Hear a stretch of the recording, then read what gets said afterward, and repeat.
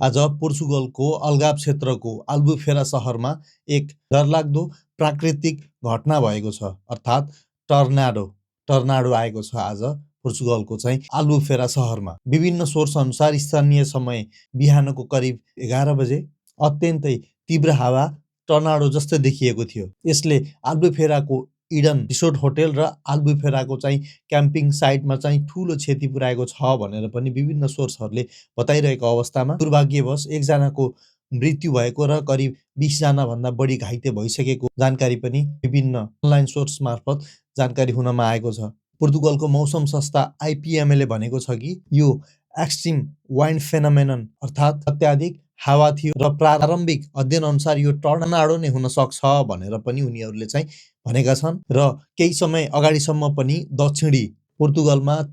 यस्ता तीव्र हावाको चेतावनी जारी रहेको कुरा पनि विभिन्न सोर्सले अनलाइन मार्फत जानकारी गराएको छ। तसर्थ यदि तपाईँ पोर्चुगलमा हुनुहुन्छ र विशेष गरी अल्गाव क्षेत्रमा यदि तपाईँ चाहिँ हुनुहुन्छ भने अहिलेको अवस्थामा कृपया सुरक्षित ठाउँमा रहनुहोस् र सकेसम्म बाहिर चाहिँ ननिक्लनुहोस् भनेर पनि म तपाईँहरूलाई चाहिँ अनुरोध गर्न चाहन्छु र तपाईँले सरकारी आधिकारिक सावधानी के अपनाउन भनेको छ त्यसलाई फलो गरेर मात्र तपाईँहरू चाहिँ सुरक्षित रहेर बाहिर निस्कनुहोस् भनेर म यहीँदेखि तपाईँहरूलाई चाहिँ सजग गराउन चाहन्छु।